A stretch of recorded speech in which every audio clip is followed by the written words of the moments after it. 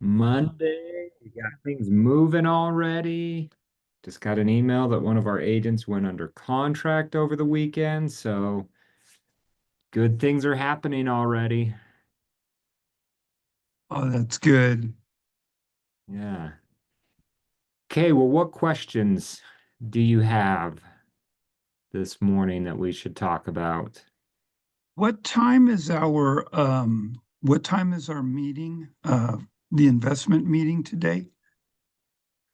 We're gonna meet tomorrow at 12:30 again to kind Tomorrow. of go over Okay, content. Yep. perfect.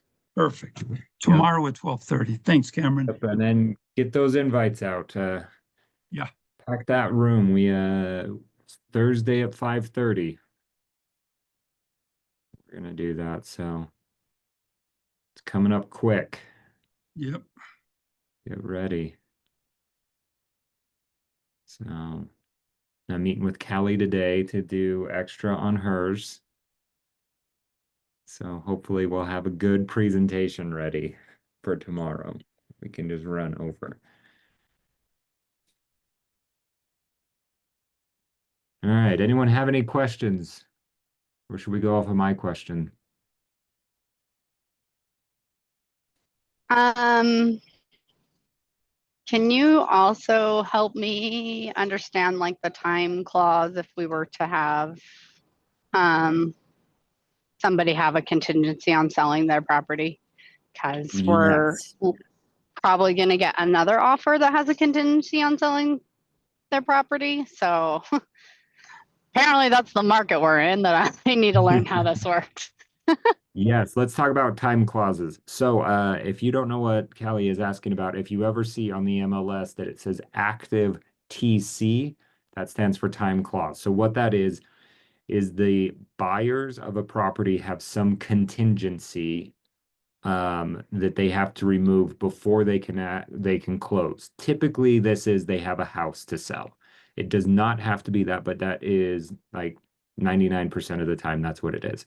So it's like you have to sell your house before you can afford to buy this house. So they make this contingency that so we're making the offer. This is what we'll buy it for. This is our earnest money. This is everything. And we just need to sell our house before we can close. And then the sellers respond with a time clause. Every once in a while, the buyers will send it over, but if you're a buyer's agent, don't default to send that over. Just say, hey, I have a contingency that I need to do. And then the sellers, 9 times out of 10, will have this time clause, which basically says we are going to leave it on the market. And as soon as we get another offer, we're going to let you know, and you have so much time to actually remove your contingency. Um, and I want to say it's all in that document. The good news is most of these documents are confusing, but they are easy once you start reading through them. Um, so, as you're filling this out, you have the right to accept other offers. Um, The buyers has the right to remove any conditions. And so you will fill out how many days they have to remove that condition. So for example, if I were going to make an offer on Callie's fourplex, but I need to sell one of my investment properties to be able to afford it, she might want to say, like, I'll give you 2 or 3 or 4 days to remove that contingency to do that. Um, and you can do additional earnest money and all of that. So, how it works here, let's walk through this example. So, if I'm going to buy Callie's rental property and I say I need to sell my or her fourplex, I got to sell the rental property to be able to buy that. So, I put this contingency on it, the sale contingency. And so she asks me to do this time clause, and we have it in place. She can still show the property as if it's active if she does not get an offer and I sell my house, then we will remove this time clause and it will mark it as under contract on the MLS and we'll go and close. If She gets another buyer that comes in and says, I want to buy this house. Then I have however many days she put, let's say 3 days to remove my contingency. What that means is I no longer have the contingency to sell my house. However, I might still have the due diligence contingency and the financing and appraisal contingency, right? Those are the two deadlines that we worked out in the offer. And so I could have those to lean on, but I could not back out if my property does not sell, except for financing reasons, because that is a financial reason.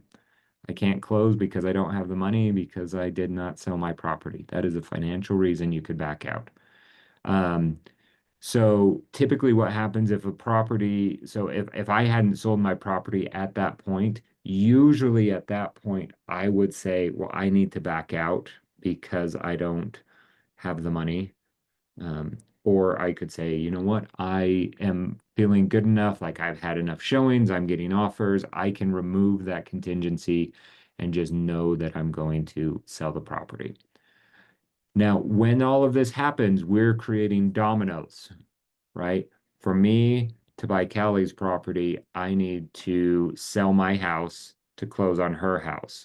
Now, her sellers might go out and say, well, we just are going to sell our property, so let's go find something new to buy with a 1031 exchange money. And they might have already found that next property. So now we have three dominoes. So it's like if my buyers don't close, then I can't close, which means her sellers can't go buy another property, and it's this domino effect that happens. So uh, there's a little bit of added stress because that can't close might change into a I can't close this week like we thought. We're gonna have to extend one more week, and that might mean extending all the way down the line. Lucky for us, we have Brittany, who is awesome, who can help us with all of this craziness in the dominoes and figuring out how to best structure these things so it's not stressful. She's very good at this strategy, I guess I would call it, of structuring things to make it a little bit easier. So she can help guide through that. Does that kind of all make sense as we talk through it? I do have a question. So do they have Yes. to close on their cell before, I mean, obviously before they can close on our cell, but like how do you structure those dates integrated between them? Or is it like they do everything and then you do everything on your side? So you can do them real close. It's I how I typically do it. I don't know if Brittany does it a little bit different. I like to, so the buyers when they're selling their house, I like them to close and then the next day for us to close. Now we could just work out possession. So so then that means the buyers would just say, "Hey, people that are buying my house, I need possession to be like 2 days later or something like that." And so then they have one day to close, and then when it funds and records, they move it all over. You might be able to even structure it so it all happens the same day, especially if you are using the same title company. A lot of the times they can coordinate money. So rather than the money going from like one title company to the buyers, and then the buyers having to wire their down payment to the next title company and things like that, the title company can just shuffle money how they should, right? So instead of coming like and giving me money and then I have to go give you the title company money to give to you, I would just say title company hold that money because now we're going to go close on this property and I'm using it as my down payment. And so the title company is actually one of the big players in this domino scenario, just to make sure that everyone is on. Okay. So And then typically, do they do like a 2-month timeline kind of? So they have a little bit of time to market their property and then hope to have, a 30-day close on that. yep, yep. A lot of the Okay. times it will be a little more. And depending on your property, you can do strange things. I don't like to do the inspection before the home that I need to sell sells. So if I were the buyer, I wouldn't want to do a home inspection on your property until my home gets under contract but maybe you would, right? Because there'd be nothing worse than if I finally find a buyer for my house and then I go and I do an inspection and do the due diligence and I realize, you know what? There's 50 grand worth of problems that you're not willing to fix. Like now I have to back out. But as a seller, it's really hard to cancel a transaction. So now I can't cancel on my buyers. So now I'm the one that's left homeless. So there might be times where you're like, you look at the property and think, we need to do an inspection before we even get an offer. But if you don't get an offer and you do an inspection, then you just wasted all of that time doing all your due diligence. So it's kind of however you feel about the house. Like newer homes, I would not do the due diligence until you get an offer. The older the homes or more potential problems that you think it might have, that might be make it make sense to do an inspection beforehand. And so that's kind of the waffle back and forth. That's more of the art rather than the science. Is does it make sense to do an inspection before we even get an offer on our house as the buyers? But usually we just say like, yeah, like 60 days. We're going to give us some sort of timeline to get an offer. And then if you are the listing agent, you should get like the MLS number. You should judge it. You should try to help out as much as you can because again, it's dominoes. If that first domino doesn't close, then you can't do the rest of them. So especially if like your seller is going to go buy a property after that, you have two homes, two potential commissions that you're working on. You're very bought in to the buyers of your house closing. So trying to find like how can you help them? Like, do they need to up their marketing game? Do they need to run some open houses? Maybe you can help out with that. So usually you get a little more involved and bought into things like that. Awesome. Thank you. Yes. Yes. Okay. Well, we have an awesome week.